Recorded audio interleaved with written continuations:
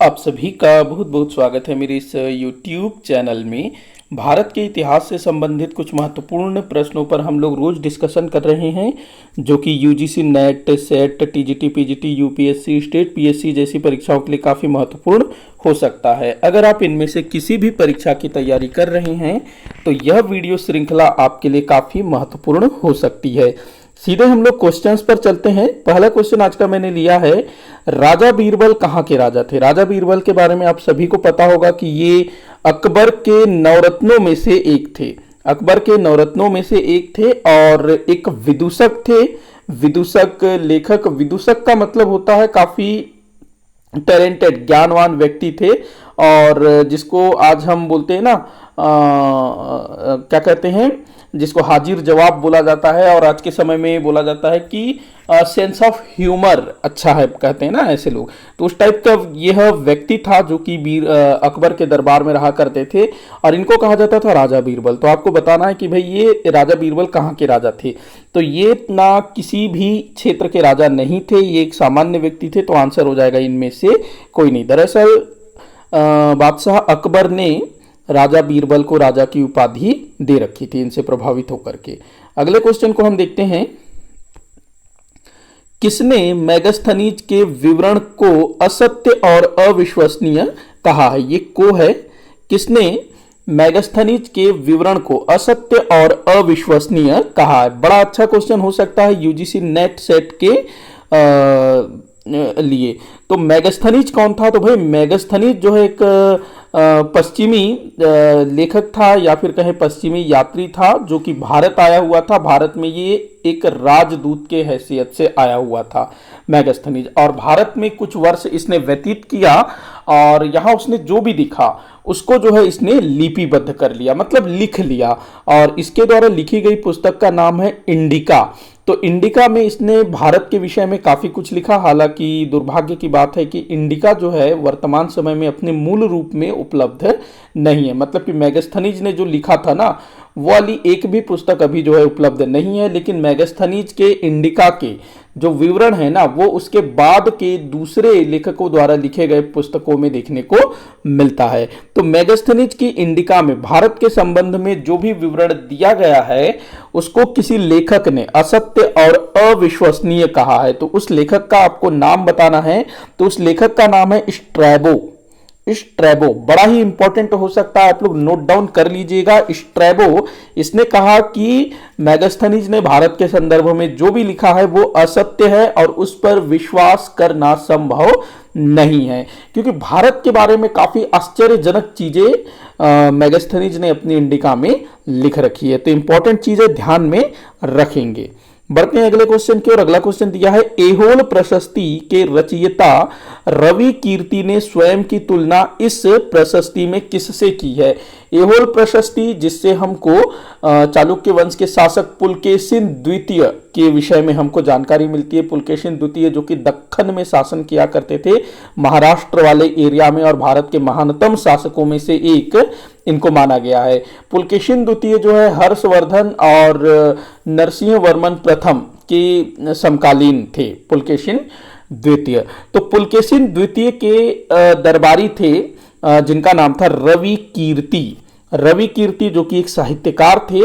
तो इन्होंने जो है पुलकेशिन द्वितीय के आदेश पर एक प्रशस्ति, प्रशस्ति का मतलब सीधा सीधा हम बोल सकते हैं अभिलेख, एक अभिलेख की रचना की थी। मतलब पुलकेशिन द्वितीय के आदेश पर प्रशस्ति। दरअसल होता क्या था पहले, क्योंकि पहले जो राजा महाराजा होते थे भाई, अपने बारे में कुछ लिखवाना होता था तो किताब तो छपवा सकते नहीं थे, तो वो जो है प्रशस्ति या फिर जो अभिलेख है उसमें करवाते थे। जैसे अशोक ने करवाया था, समुद्रगुप्त ने करवाया था, तो वैसे ही पुलकेशिन द्वितीय ने भी करवाया था। उसके बाद के जो लेखक थे वो अपने लिए पुस्तकें लिखवाते थे, जैसे कि चंद बरदाई ने पृथ्वीराज रासो लिखा पृथ्वीराज चौहान के लिए, तो वैसे ही।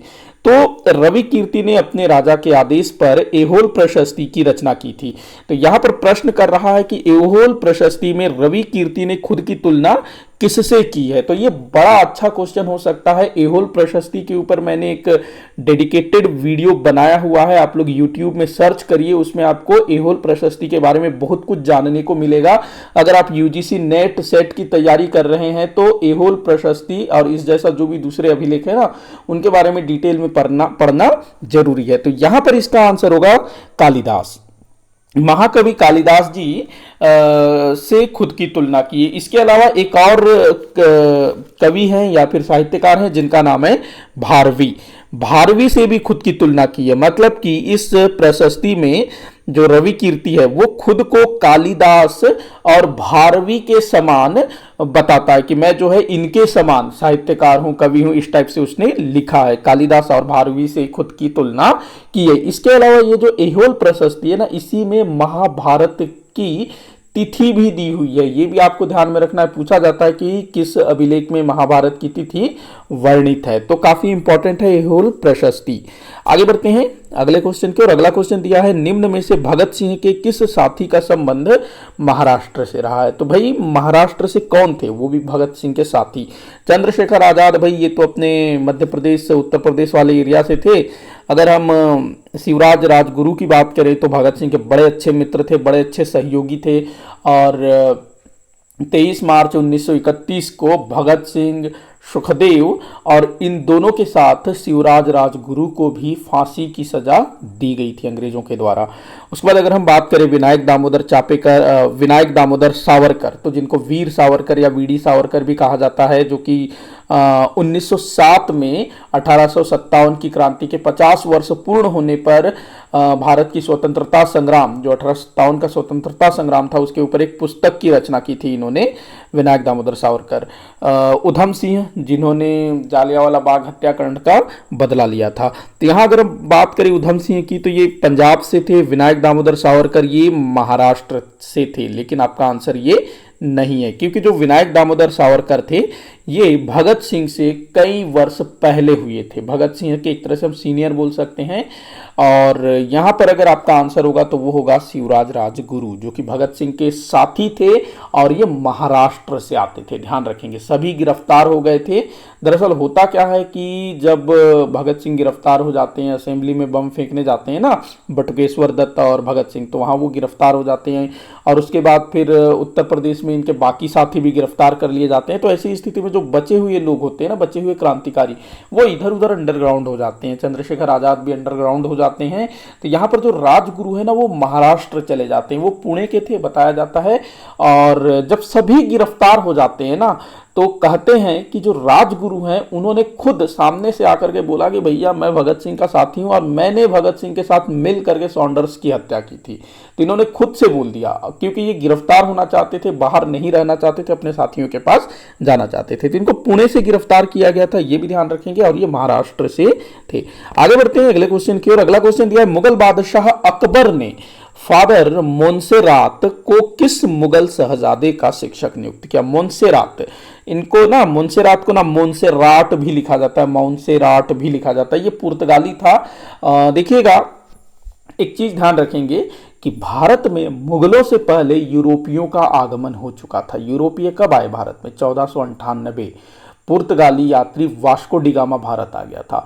और उसके लगभग 28 साल बाद 1526 में भारत में मुगलों की एंट्री होती है। तो पहले यूरोपीय आए, फिर मुगल आए।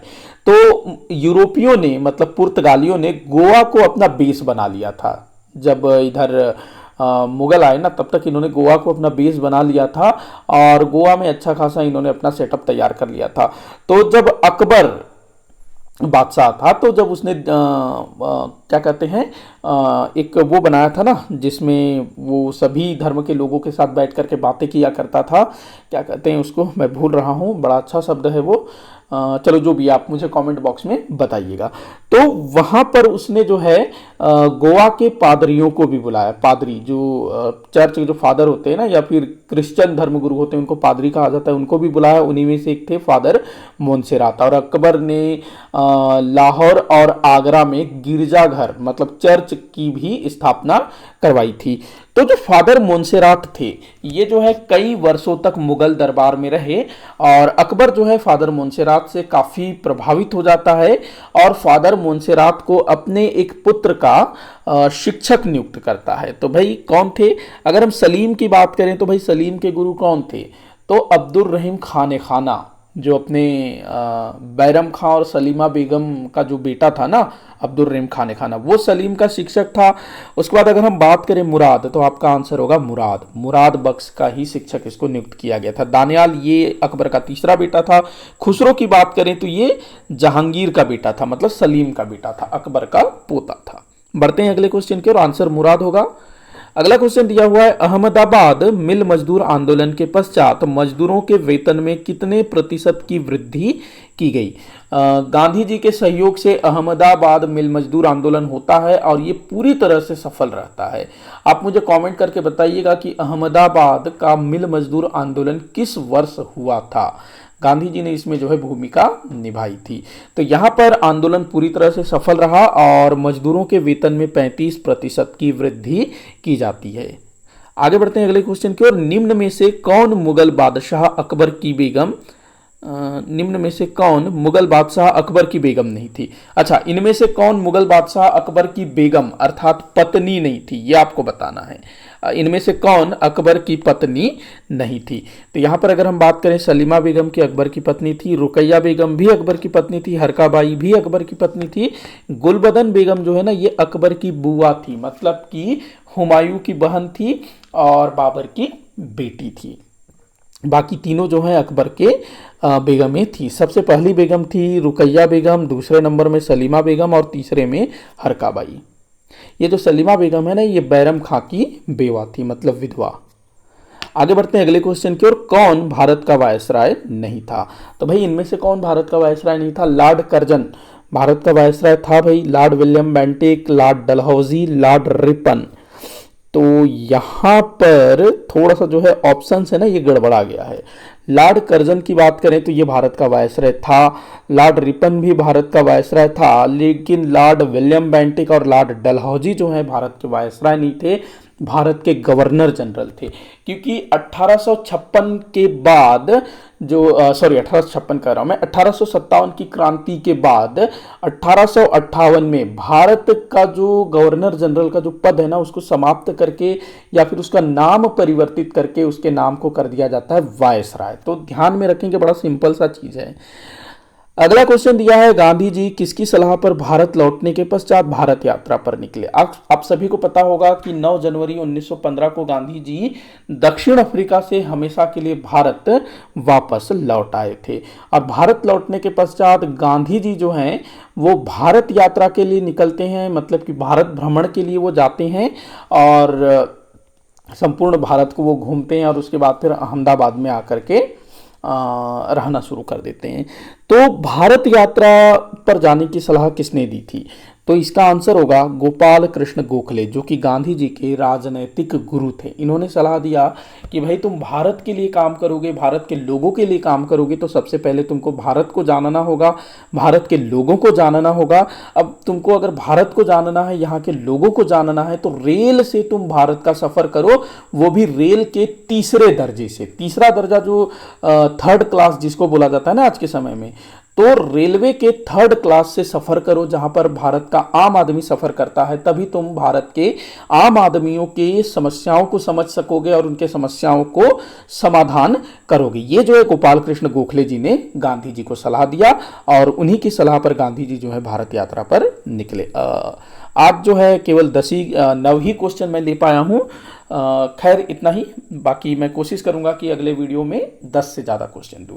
तो आज के लिए फिलहाल इतना ही। वीडियो में जो भी डाउट हो उसे आप नीचे कमेंट बॉक्स में ज़रूर बताइएगा। वीडियो को जितना हो सके उतना शेयर करिएगा, लाइक करिएगा, चैनल को सब्सक्राइब करिएगा। वीडियो को आखिर तक देखने के लिए आपका बहुत बहुत धन्यवाद।